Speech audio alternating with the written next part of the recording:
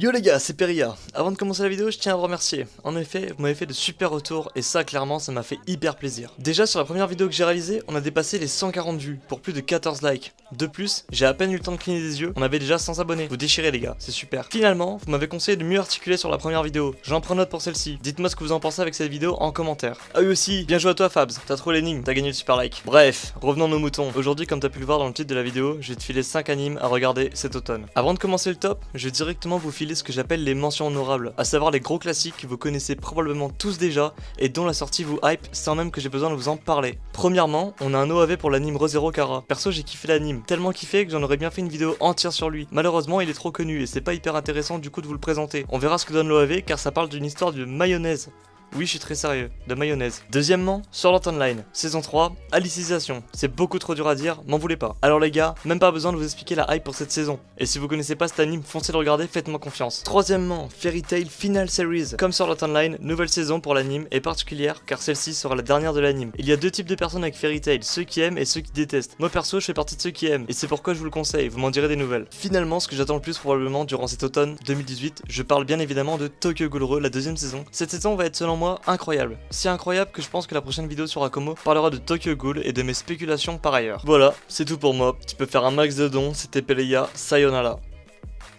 Lol, c'était pas drôle, bref. C'est maintenant que le top commence. Maintenant que l'on a fini avec les classiques, attaquons-nous aux animés de cet automne qui m'ont l'air fort prometteurs. Je rappelle quand même que c'est un top subjectif basé sur mon expérience en tant que spectateur d'anime, donc c'est possible que vous ne soyez pas d'accord et j'ai envie de dire tant mieux. Si toi derrière ton écran là maintenant tu penses que j'ai mis un truc naze dans ce top ou alors que j'ai oublié selon toi un anime hyper important et qui a de la valeur pour toi, eh bien fais-le moi savoir en commentaire, ça m'intéresse grave d'avoir ton avis et peut-être que tu feras même découvrir à tout le monde une pépite de cet automne. Premièrement, Zombieland Saga. On débute ce top avec un anime de type zombie. J'ai regardé la bande-annonce et très clairement ça donne sacrément envie. On sent que la prod derrière a mis un paquet sur l'animation. De plus, d'après ses créateurs, l'anime serait un nouveau genre pour le zombie et l'horreur qui viendrait bouleverser les conventions. C'est pourquoi, je vous le propose, je sens que cet anime va être prometteur. Je souhaite rajouter aussi qu'à travers l'aspect horreur de l'anime, il y a l'air d'avoir quelques scènes et personnages comiques. On verra ce que ça donne, je suis plutôt hypé, vous m'en direz des nouvelles. Deuxièmement, attention, un nom de type imprononçable, Inomaruzumu. C'est un animé de type sport, alors celui-là quand je l'ai vu je me suis dit putain Peria, faut que tu le regardes. Et pourquoi? Tout simplement parce que c'est un anime de sport qui parle des sumo. Et putain, c'est pas que je kiffe les sumo, mais je trouve ça hyper original. En plus, le perso principal est genre un petit perso qui ne semble pas avoir de base les meilleures caractéristiques pour pratiquer ce sport. Mais il a l'air hyper déterminé et son objectif est d'obtenir la plus haute distinction du Japon en termes de sumo. J'ai hâte de voir comment il va s'y prendre, je vous recommande donc cet anime. Troisièmement, un anime qui a l'air plus classique, dans le sens où il a l'air moins original. Il se nomme Goblin Slayer. Goblin Slayer, c'est l'histoire d'une jeune demoiselle dans un monde fantastique de type Overlord. Elle devient aventurière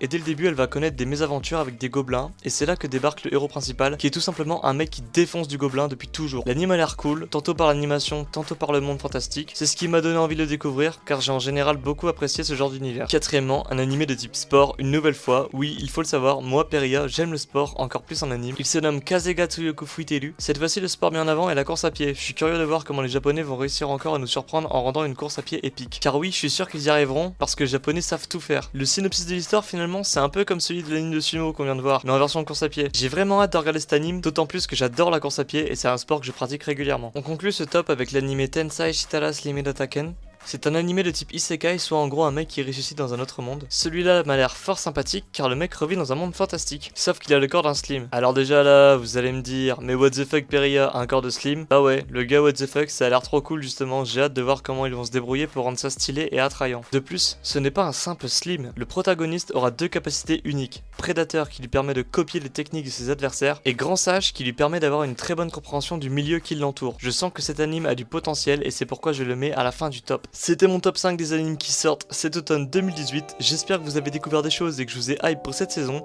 Si c'est le cas, oublie pas le pouce bleu, la cloche et l'abonnement, tu connais la chanson. À dans 2 semaines, c'était Pelia, sayonara.